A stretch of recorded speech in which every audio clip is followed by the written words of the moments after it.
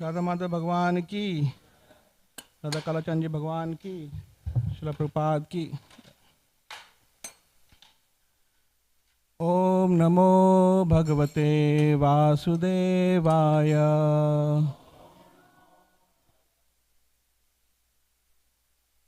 ओम नमो भगवते वासुदेवाय।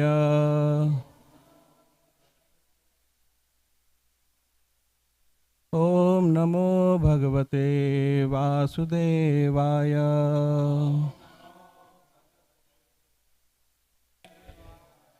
नारायणं नमस्कृत्यं नरं चैव नरोत्तमं देवीं सरस्वतीं व्यासं ततो जयमुदीरयेत्। नष्टप्रायेषु अभद्रेषु नित्यं भागवत सेवया भगवती उत्तमा श्लोके भक्तिर्भवति नैष्टिकी।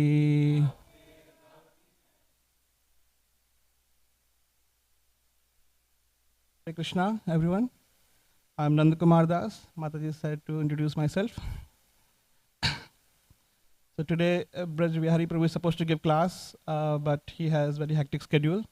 So that's why I had to come. So sorry to disappoint some of you who came for his class.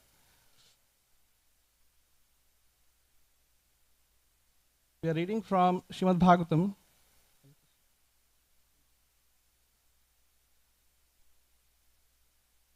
Reading from Srimad Bhagavatam, Canto 8, Chapter 5, verse number 17 onward.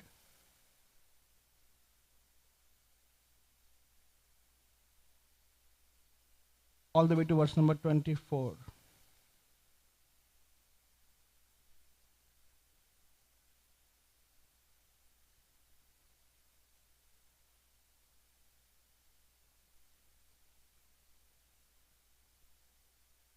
So we will read the translations for all the verses, and then we will go in detail for the verse of focus today, which is verse number 23. So can devotees help me with reading the translation?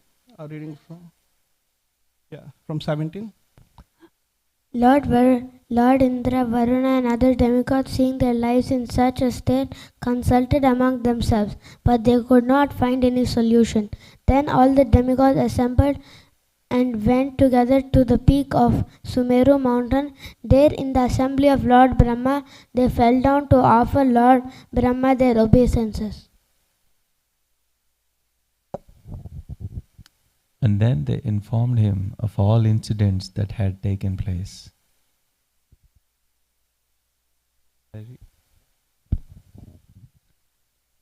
Upon seeing that the demigods were bereft of all influence and strength, and that the three worlds were consequently devoid of auspiciousness, and upon seeing that the demigods were in an awkward position, whereas all the demons were flourishing, Lord Brahma, who is above all the demigods and who is most powerful, concentrated his mind on the Supreme Personality of Godhead. Thus, being encouraged, he became bright-faced and spoke to the demigods as follows. Lord Brahma said, I, Lord Shiva, all of you demigods and demons, the living entities born of perspiration, the living beings born of eggs, the trees and plants sprouting from the earth, and the living entities born from the embryos, all come from the Supreme Lord from his incarnation of Rajaguna, Lord Brahma, the Guna Avtara, and from the great sages who are part of me. Let us therefore go to the Supreme Lord and take shelter of his lotus feet. For the Supreme Personality of Godhead, there is no one to be killed, no one to be protected, no one to be neglected, and no one to be worshipped. Nonetheless, for the sake of creation, maintenance, and annihilation, according to time, he accepts different forms as incarnations either in the mode of goodness, the mode of passion, or the mode of ignorance.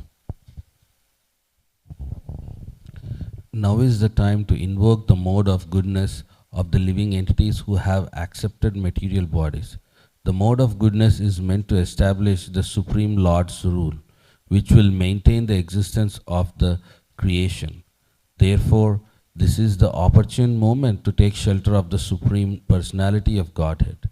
Because he is naturally very kind and dear to the demigods, he will certainly bestow good fortune upon us.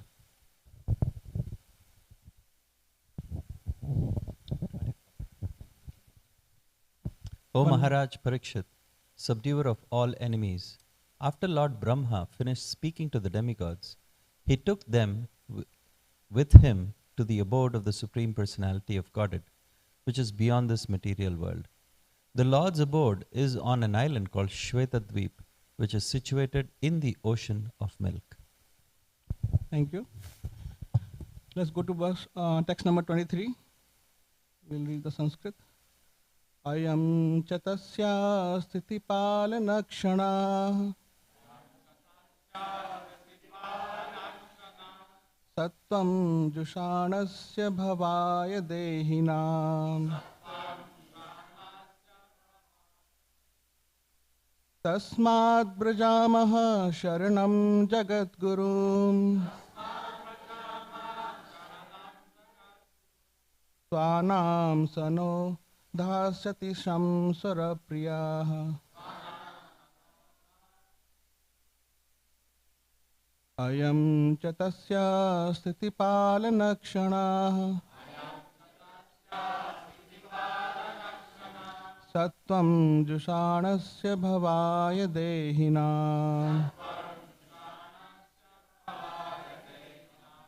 Tasmad brajamaha sharanam jagadgurum Swanam sanodhasyati shamsura priyaha Ayam chatasya sthitipalanakshanah Sattvam jushanasya bhavaya dehinam Tasmad brajamaha sharanam jagadgurum Swanam sanodhashati shamsura priyaha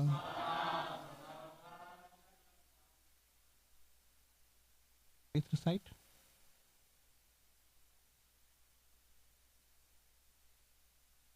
Ayam chatasya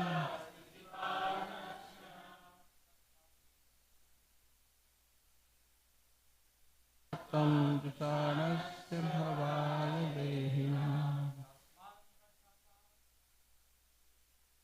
Tasmad brajamaha sharanam jagadgurum Swanam sanodhasati shamsura priyaha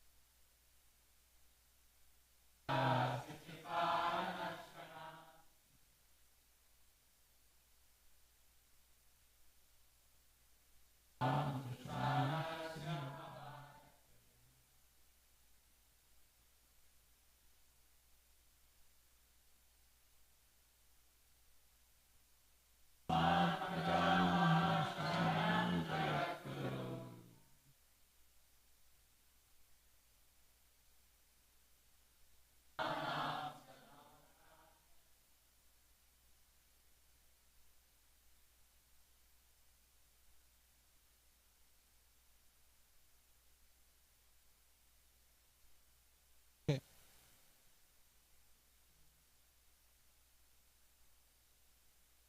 Word by word meaning. I am this period, cha, also, tasya, of the Supreme Personality of Godhead,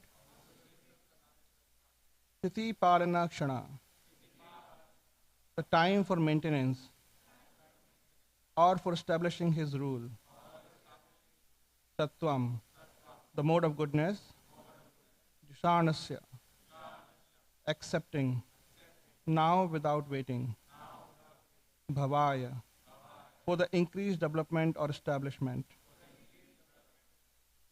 Dehinam, of all living entities who accept material bodies.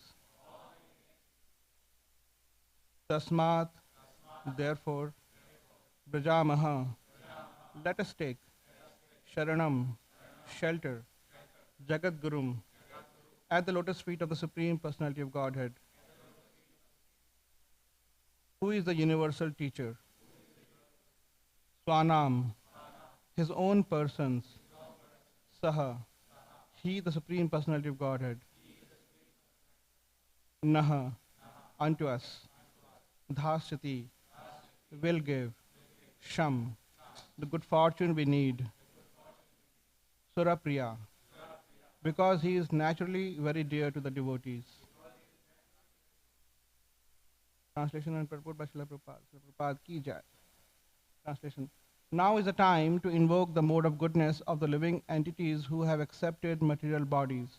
The mode of goodness is meant to establish the Supreme Lord's rule, which will maintain the existence of the creation. Therefore, this is the opportune moment to take shelter of the Supreme Personality of Godhead. Because he is naturally very kind and dear to the demigods, he will certainly bestow good fortune upon us. Purport. I'll need some help in reading purport. Is it okay? Start.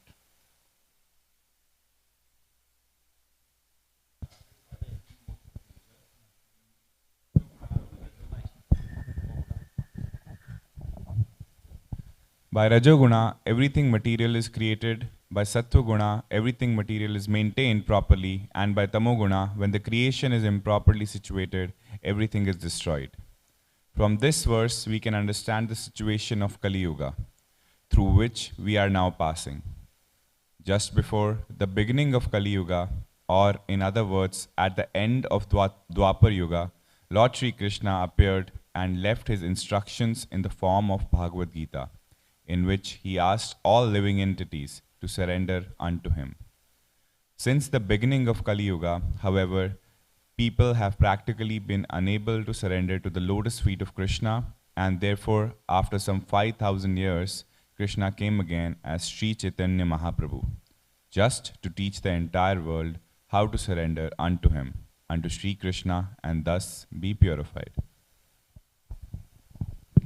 Surrendering unto the lotus feet of Krishna means achieving complete purification. Krishna says in Bhagavad Gita 18.66, Sarvadharman parityajya mamekam sharanam vraja am tva sarva papebhyo mokshayishyami ma shuchah. Abandon all varieties of religion and just surrender unto me. I shall deliver you from all sinful reaction. Do not fear.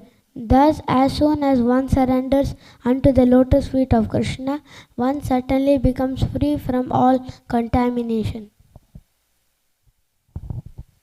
Kali Yuga is full of contamination. This is described in the Srimad Bhagavatam 12.3.51. Kaler dosha nide rajan asti eka mahan guna kirtanadeva krishnasya mukta sangha param vrajet.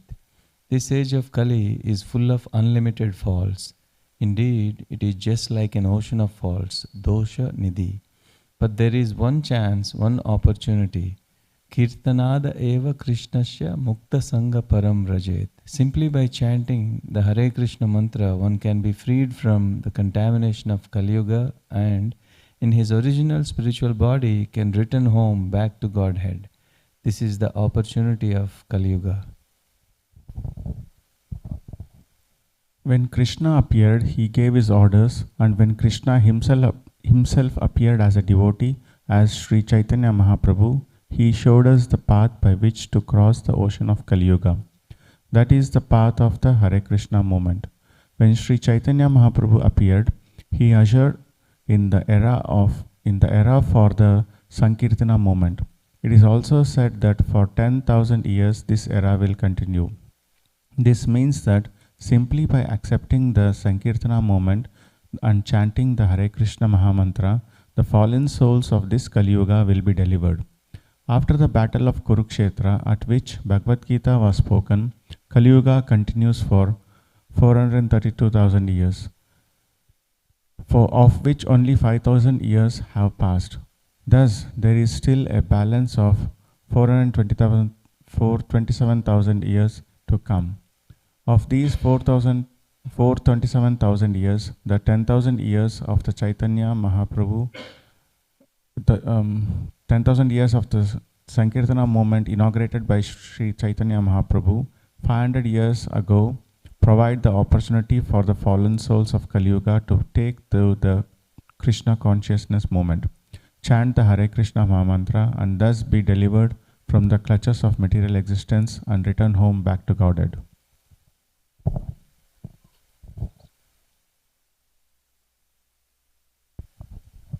Chanting the Hare Krishna Mahamantra is potent always, but is especially potent in this age of Kali.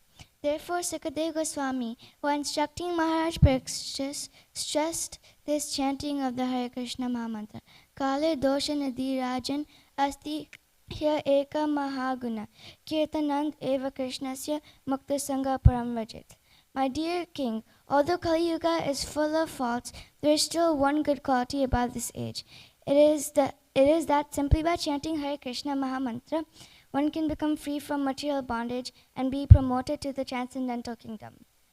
Bhagavad Gita 12.3.51. Those who have accepted the task of spreading the Hare Krishna Mahamantra is full of Krishna consciousness, should take this opportunity to deliver people very easily from the clutches of material existence. Our duty, therefore, is to follow the instructions of Sri Chaitanya Mahaprabhu and preach the Krishna consciousness movement all over the world, very sincerely. This is the best welfare activity for the peace and prosperity of human society.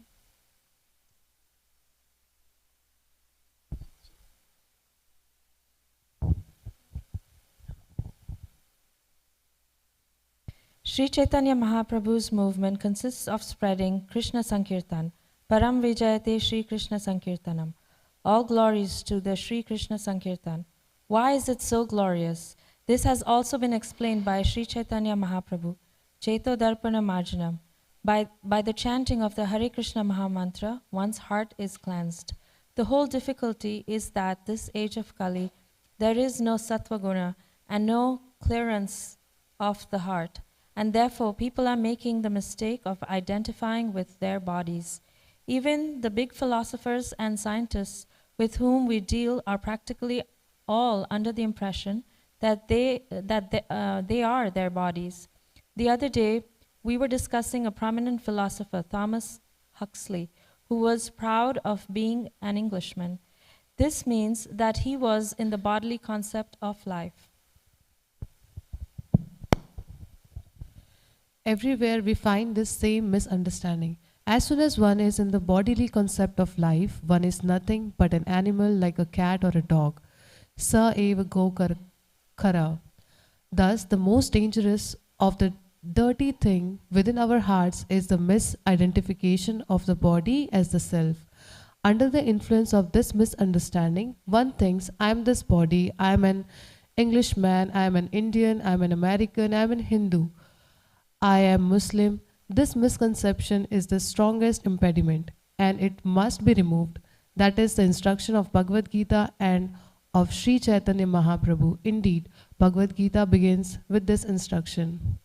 Dehinosmin yatha dehe kaumaram yovanam jara tatha dehantara praptir dhiras tatra na muhyati. As the embodied soul continually passes in this body from boyhood to youth to old age, the soul similarly passes into another body at death. The self-realized soul is not bewildered by such a change. Bhagavad Gita 2.13.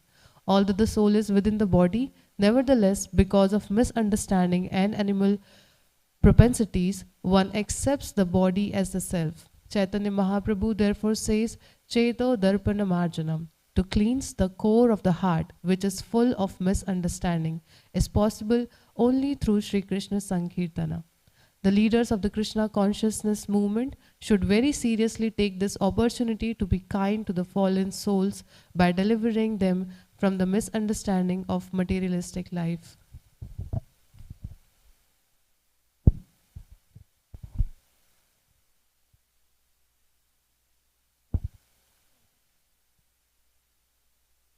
One cannot be happy in any way within this material world, as stated in Bhagavad Gita 8.16. Abrahma Bhuvanalo Gapunar Amritanojana. From the highest planet in this material world down to the lowest, all are places of misery wherein repeated birth and death take place. Therefore, not to speak of going to the moon, even if one is promoted to the highest planetary system, Brahmaloka, there cannot be any happiness in this material world. If one actually wants happiness, one must go to the spiritual world.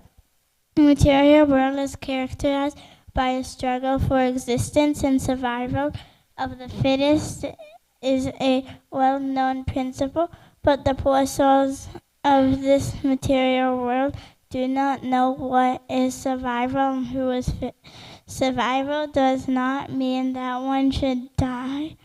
Survival means that one should not die, but should enjoy an everlastingly blissful life of knowledge. This is survival.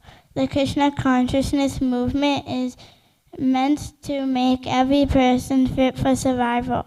Indeed, it is meant to stop the struggle for existence. The Srimad Bhagavatam and Bhagavad Gita give definite directions on how to stop the struggle for existence and how to survive in eternal life. The Sankirtan movement, therefore, is a great opportunity. Simply by hearing Bhagavad Gita and chanting the Hare Krishna Mahamantra, one becomes completely purified. Thus, the struggle for existence ceases and one goes back home, back to Godhead. Hare Krishna.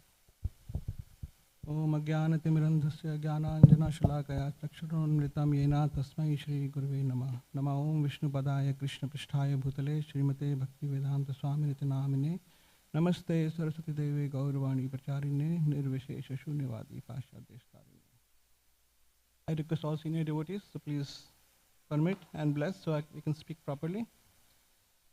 The last verse, Sukadeva Goswami is addressing Parishit Maharaj as Arindama, the O subduer of enemies. And Srila Prabhupada gives the meaning of subduer of enemy.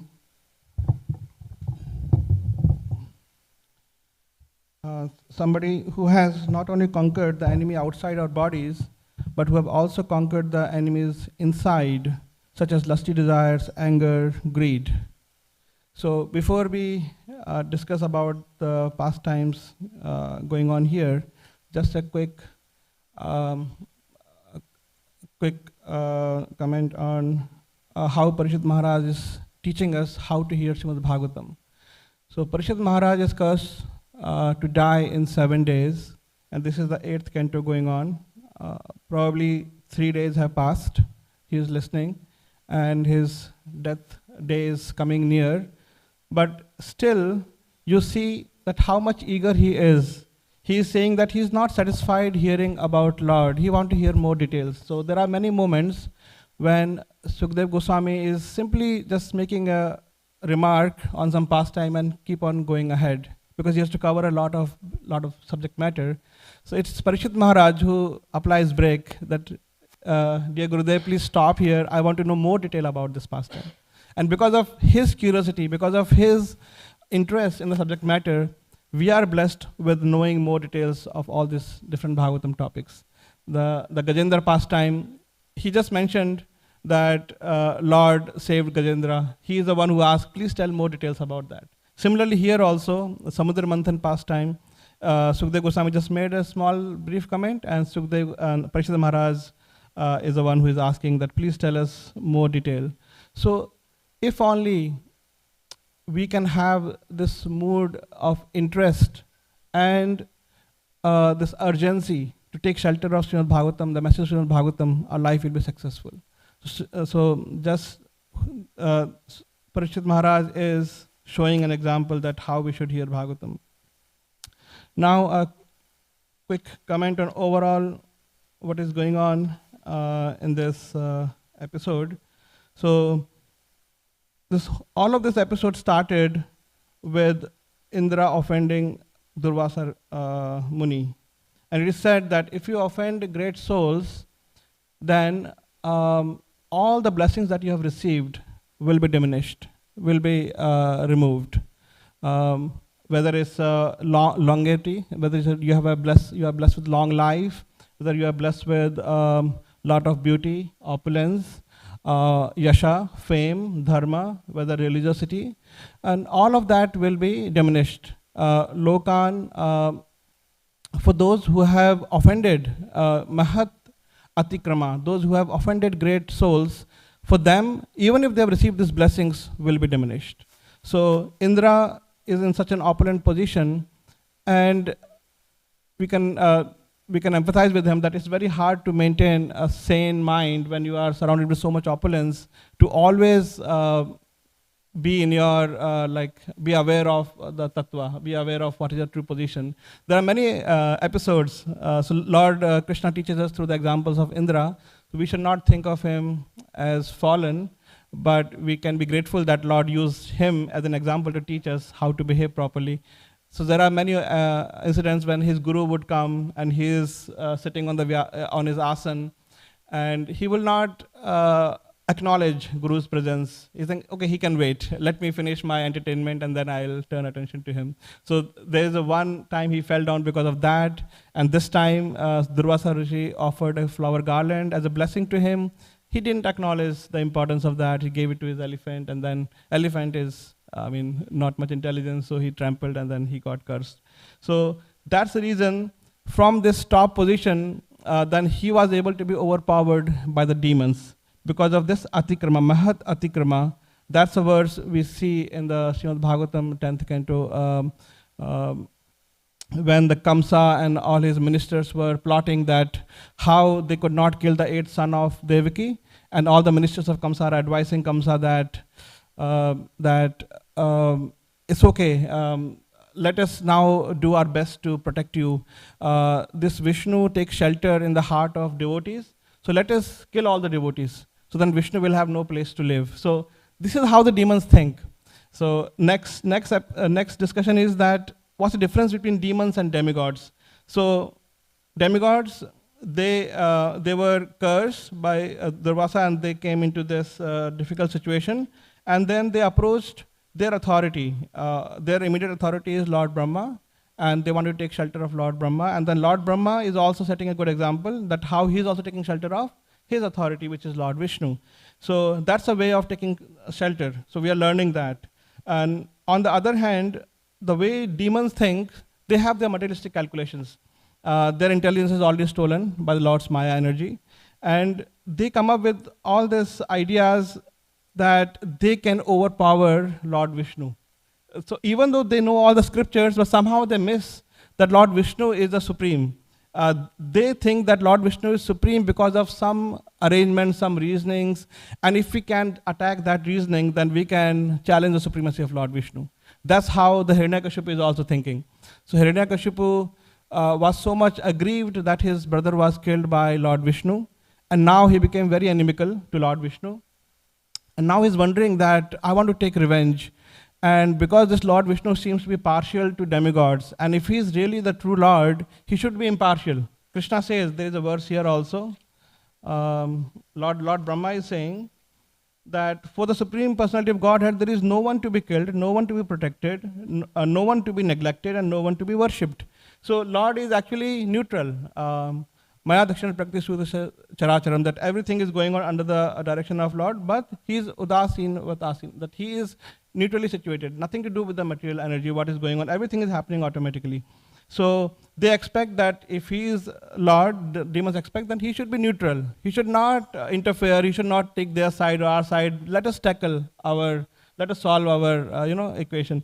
So that's how they think. And then because Lord Vishnu took side with the demigods, he is partial, and hence he has fallen down from his position of neutrality.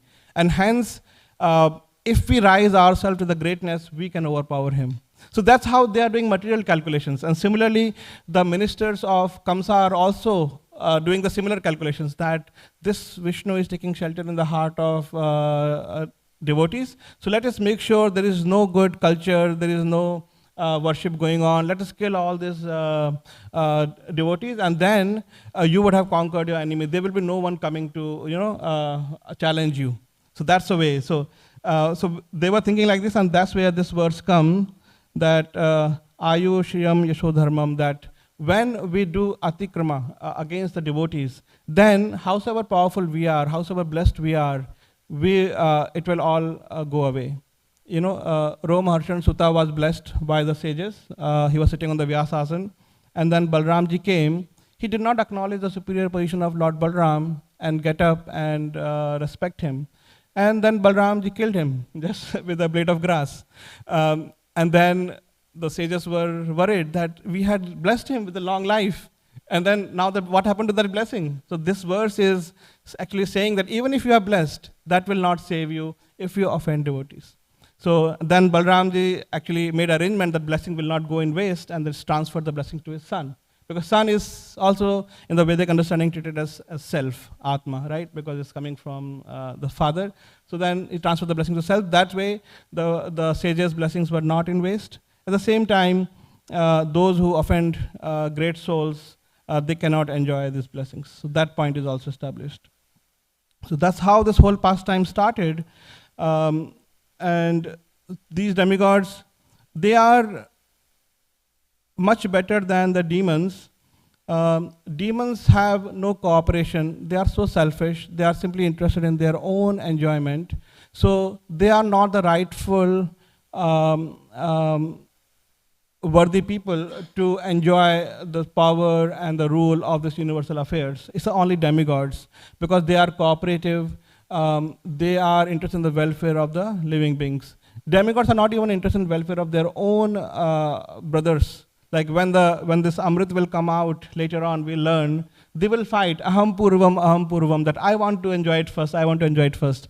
But on the other hand, demigods have this cooperative mood that, okay, we all will sit and share this nectar, right? So demons are not even cooperative among themselves. They are simply very self-centered. So they cannot be entrusted with the power of the universal affairs. So that's why it's unnatural for the demons to have this power, and this cannot be sustained for long.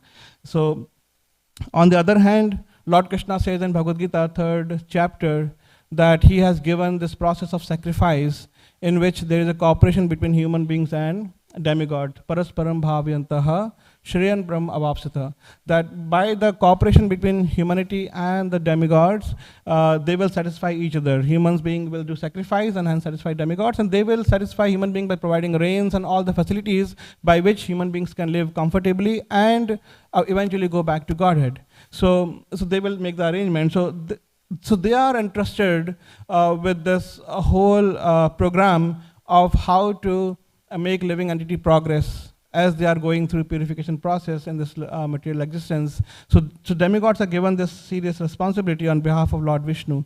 Srila Prabhupada quotes a verse in the previous purports that who is a demigod?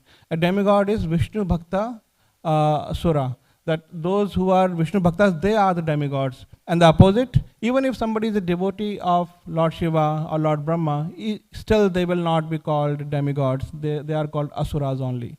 So one has to be a Bhakta of Vishnu to be called as demigods. And then here it is, we can see their good behavior, that how they're approaching their authority and they're cooperating. And then Lord Brahma is also setting an example that how he is also approaching Lord Vishnu and not trying to solve the problem with the material arrangements. They always seek shelter of Lord Vishnu. Once there was fight between, there's always a fight between demons and demigods. So they approached Lord Brahma that we are both your sons. You have created both of us. So why the demigods are treated as superior? Why not us? What is there which is lacking? Actually, demigods are not lacking anything as from the demigods. They are very powerful, they are very intelligent, they are very beautiful. We imagine demons to be, ghastly looking, but they are also very beautiful. Ravana, these Hiranyakashipu, they are very beautiful personalities. So they have all this opulence. It is just the mindset that they don't want to take shelter of Lord Vishnu. They don't want to accept the superiority of Lord Vishnu. So these two parties approached Lord Brahma and said, why demigods are only treated as superior? Why not us? So he gave them a competition. He said, okay, so I'll give you a test. He make them sit in the two separate rooms, and he gave them a set of laddus to eat. And the competition is that you should not bend your hand, and you should finish all the laddus. You should eat all the laddus. So how will you eat the laddu without bending your hands? So demigods tried all the different means, taking laddu like this and throwing in their mouth, or throwing up and trying to catch in their mouth. So they were doing all this gymnastic, and they were bumping into each other in this process, and the whole room was a mess. And then on the other hand, demigod managed to finish. So, and they were sitting in front of each other, and they were feeding each other laddu without bending their hands. So they were very cooperative. So this way they devised a plan how to exist and how to fulfill all the missions of the Lord, how to fulfill all the duties, right? And then when demons saw this, that what mess they created, they understood that why demigods are considered superior. So it is a cooperative mood that is very important. And this is the mood of Vaikuntha, actually. We hear the description in the third canto, where the description of Vaikuntha planets is there, that how all the beings there are very respectful to each other. They even though somebody may be superior, like there are birds like cuckoos, and those who can sing so melodiously, but when a Brahmar, a bumblebee, would start singing glories of Lord, then they will all be quiet and they will let him glorify Lord and hear his glorification of Lord. So this is the mood, and there are so many beautiful flowers there, so much fragrant, beautiful looking, but they are all respectful to Mother Tulsi.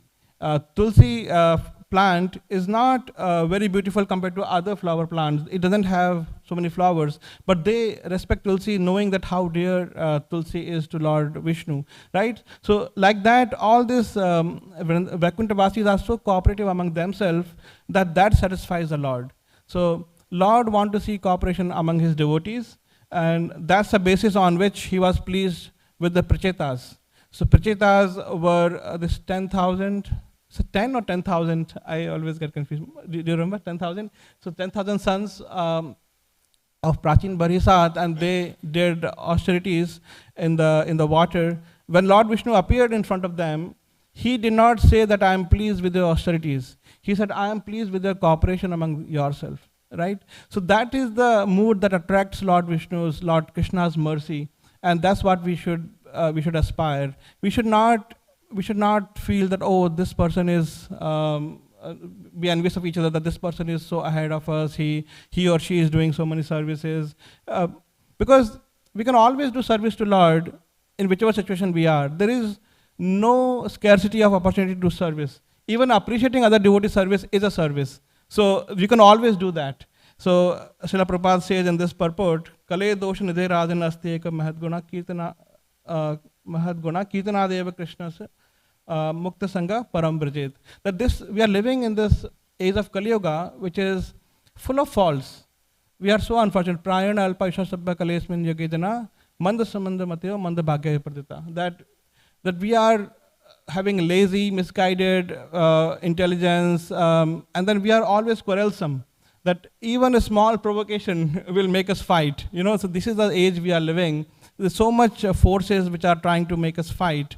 But there is a great quality that simply by chanting, we can get everything, all perfection that we used to achieve in the other ages through much lengthier process. So Kirtan is so simple. Apart from this, there is another good quality of Kali Yuga. That is, in this age, if you commit offense in your mind, it is not counted.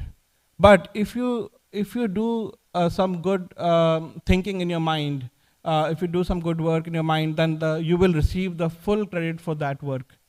So on outside in the gallery there is one pastime. There one devotee is sitting in meditation, and Lord Chaitanya Mahaprabhu is walking, and then so that devotee was aspiring to meet Lord Chaitanya Mahaprabhu. I'm not remembering the name, and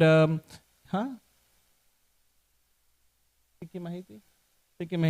Yeah, so he wanted to see darshan of Lord Chaitanya Mahaprabhu and serve him, but somehow he could not reach where Chaitanya Mahaprabhu was there. So he sat down in his mind, he started making wonderful arrangements that I'm cleaning the pathway of Lord Chaitanya Mahaprabhu, I'm planting these nice flowers and the petals I'm spreading. And Chaitanya Mahaprabhu is actually receiving that, and he's actually experiencing that to honor the devotee's sincere desire.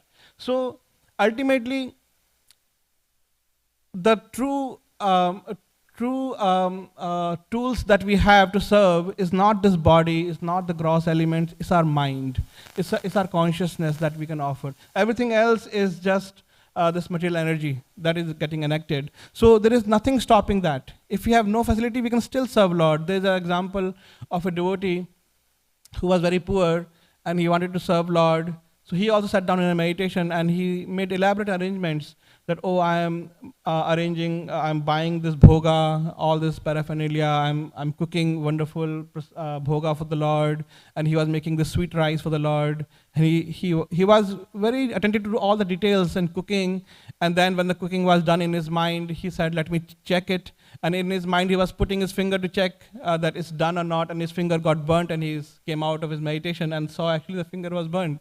And Lord Vishnu in his Vaikuntha, he was laughing because he actually made it happen. So Mother Lakshmi ji asked, what happened? He said, I cannot live without this person. So immediately send him and then bring him back to the Vaikuntha. So Lord immediately arranged and brought this person because of his sincere desire to serve Lord.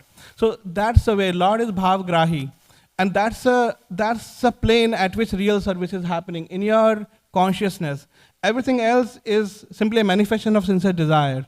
So this Kali Yuga has this great blessings that we can just give donations in your mind if you're not able to. By the way, it should not become an excuse that, we will not give actual donation and just give in our mind. It should not. That's not the thing.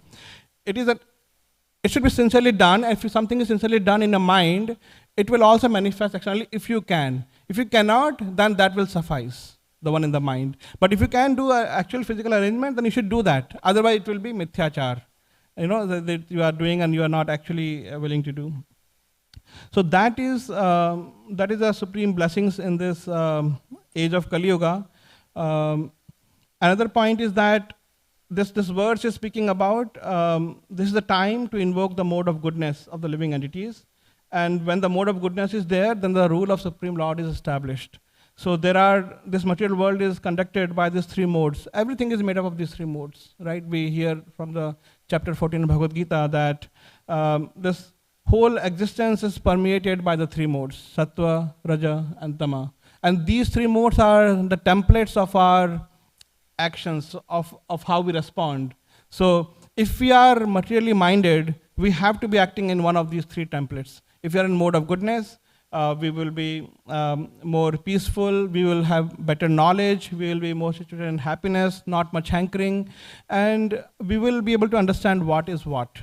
That is a mode of goodness. The mode of goodness is compared to the airport from which we can take a flight to the spiritual existence, to the Shuddha Sattva. So mode of goodness is very important doorway to transcend this material existence. And that's the way the good fortune of everybody can arise by bringing everybody to the level of mode of goodness, so that they can with the sane mind they can take shelter of this process and then let Lord Krishna's mercy flow in their life. On the other hand, if somebody is in mode of passion and ignorance, they do not understand what is what. They are material minded. Lord Krishna says that, what is that? Sa eva gokhara. This verse comes in the Bhagavatam 10th canto, later chapters where Lord Krishna went to Kurukshetra. So when they went to Kurukshetra, so many sages wanted to take darshan of Lord Krishna. And they said, our Lord is here, he's a supreme Lord from whom everything came. let's go and take shelter, let's take his darshan, let's serve him. So they were very eagerly approaching to take darshan of Lord Krishna. As soon as they approached Lord Krishna, when he saw the sages, he took the other position. He took a humble position himself and he started worshipping them instead. And he started saying that it's our great fortune that we Grasta are fallen into this dark well. We are so fallen. And then he speaks this verse as the last verse. Yashatma buddhi karnapeti dhatuki, that anybody who accepts this material body made up of three dhatu, kapha, vata, pitta, and then anybody who accepts their family members, wife and children as their own, as if they will remain their own forever, and anybody who accepts their place of birth, bhaumi ijaya, as a worshipable, we say India is our motherland, and it's like we worship our country, like here Americans, for the Americans, America. So when we have this kind of mindset that my land is worshipable, and then anybody who goes to the holy places just for taking bath in the holy water, salile, what is that? Yes, yeah, tirtha buddhi salile. That when they take, their understanding of tirtha is just the taking bath in the holy water, and they do not take shelter of the saintly people there. They do not sit down near them and hear about the spiritual discourses. Janesu abhaggeshu, those people who knows the truth, they are not taking shelter of those. Such people are like saeva gokhara. They are like the asses and cows, like basically animal mindset. So we should not, the age of Kali Yuga makes a person like this. So there is a story of King Indra was cursed once, and he came to this earthly planet in the form of a pig. And he was cursed to become a pig. So there are many cycles in the life of Indra we can learn. Actually, reading Bhagavatam and reading all the stories of different kings, somebody may wonder why this 9th cantos are filled with so many names of so many kings. His son was this, and he did that. What's the value of all this? Just go to the pastimes of Krishna, there's so much nectar in that. But actually, I got this realization when I was going through this, that hearing this, so much existence has already happened in the past. So many great personalities have already come. Like we living in our time today, we think that this is the greatest time because we are living in this. This is the most important time. The 21st century is the best century because I am in this century, right? But so much ages have passed, and there were people living in those ages, and they also thought like that. And these are names of the people who have lived, and they've achieved so much more than what we can ever aspire to achieve. So just imagine, so there is nothing worth chasing, is what the message we should get from here, that they have chased all that, they've achieved all that, and they are gone. So what is there? The only thing that is meaningful is the bhakti of Lord, going back to Godhead. So that is the sublime, profound message is to be extracted by going through all these different names. And of course, they are meaningful because Lord Krishna takes avatar in those families. So that's why also they are purifying and meaningful. So coming back to the story of Indra, so Indra became pig, and then his curse period was over. Then Lord Brahma wanted to come bring Indra back to the heaven, and he came, Indra, please come and become a king again. He said, who Indra? I am happy. I mean, this is my beautiful wife, these are my wonderful kids, I'm living happily, I don't want to go anywhere. I mean, like if I leave them, what will they do? Like he's attached to their family, living in this dirty places and eating dirty things, and he is satisfied with that. So this is the way we can imagine that we are also becoming like this, that we are just trying to enjoy with this matter, small little happiness here and there, and then not interested in superior happiness which is available, superior available in the Bhu, Bhuvar, Swar, the higher lokas, and even beyond that in the Vaikuntha Dham and the Golok Vrindavan. There's so much superior happiness available. We have no idea. Param Drashta Nivartate. We have not experienced that. So when we experience, then we will be able to give away this lower taste. And that's why it's important to come in the mode of goodness, that we can experience this higher taste and then make progression further. There is also a story of a preacher trying to preach to some mine workers who work in this dark underground places, and he was saying that please read this transcendental literature, and your life will be successful. And then they ask, what will happen if we read this and go back to Godhead? If we go to heaven, what will happen? Is there a newspaper there? Can we have newspaper there? He said, no, there is no newspaper. Then we are not interested in going there. We are happy reading newspaper here. So we become attached to this simple, like, lowly enjoyments of this material world, and that is because our intelligence is covered. Intelligence is covered with this gross mode of ignorance. So how can we get out of this? Chaitanya Mahaprabhu has come. Lord Krishna came and said, surrender unto me, but still, simply hearing the instruction, we could not do it. Chaitanya Mahaprabhu comes and shows how to surrender to Lord.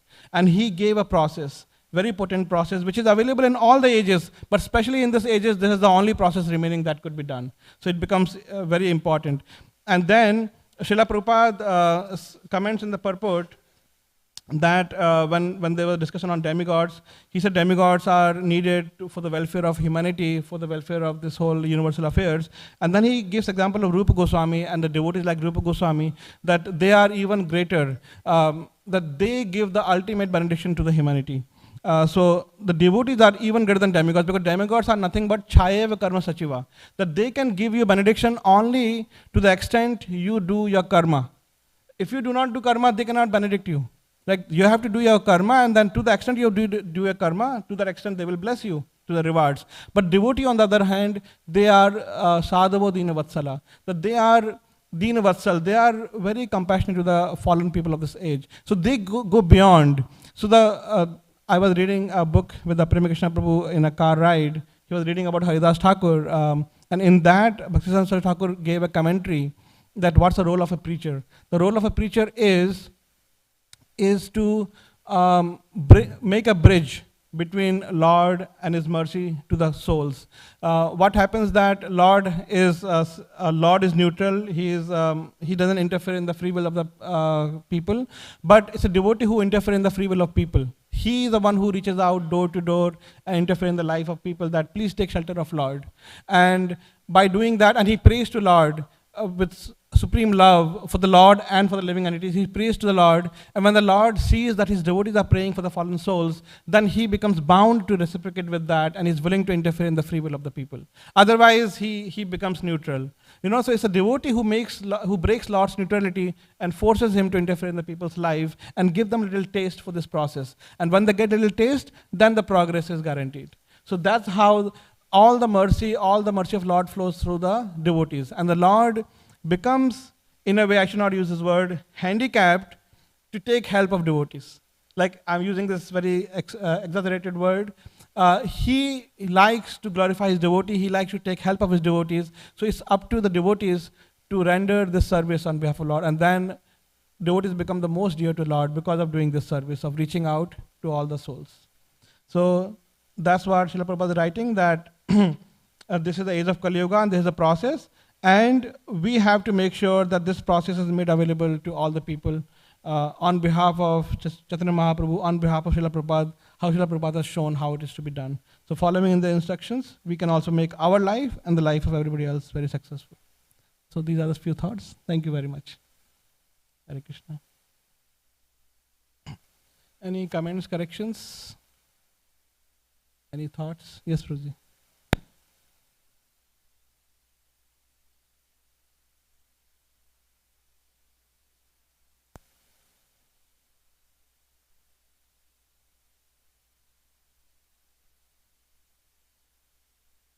Mode of the devotees. So in Bhagavad Gita, this Sarvasya Chaham Ridhi Sannivistu Matto Sriti Gyanam Abhamcha. So non-cooperation comes misunderstanding. So here the Lord gave us again forgetfulness, the knowledge and everything. So it doesn't look like conflict comes from Krishna and he created conflict among us, and leave on us to fix it. How does it work? Actually, Krishna creates the facility, infrastructure, and how do we use the facility is up to us. So he has created all these mechanisms, all this material existence, but we are responsible for our own state. What is that? Purusha prakrtistho hi bhunkte prakti jan gunan karanam gunasangasya sad asad yonishu janmishu. That we are Purusha, the enjoyer, minute enjoyers. And Lord is a great Purusha. So we have been entrapped in this material world by our own doing. And we are only trying to enjoy, and in this way, so once we identify ourselves to the being the enjoyer, then this ahankar overcomes us, and from the ahankar, this material mind, material intelligence, material senses attaches to ourselves, and then we are simply forced to respond to the modes of material nature, unless we transcend from them. So it is our own desires which are facilitated through the mechanisms that Lord has created. So Lord only gives the remembrance. Why does he not hide a bad memory? Why does he not encourage a good memory? Like we can say that, so he cannot be blamed. He's only making sure whatever our desire was in previous life, when we die and take birth, the same desires are again, we are loaded with the same set of desires and same memories are. So he doesn't change, he doesn't interfere. It's our own journey. It's whatever accumulations we have done of sanskar, desires, hankerings, we only continue that. So, but on the other hand, if we pray that, Lord, I want to give away this negative feelings and I want to transcend this, then he will help in that way also. Then he will make us focus more on the spiritual instructions. Yes. So in the nutshell, we cannot blame Lord. I mean, that's all. Yes. I know you also know this, but you're helping. I'd like to correct myself. That devotee name actually Nishingananda Brahmachari, who was meditated for Chaitanya Mahaprabhu. Okay. Thank you. Thank you. Okay. Any other comment? We land here. Thank you very much for your attention. Thank you. Hare Krishna.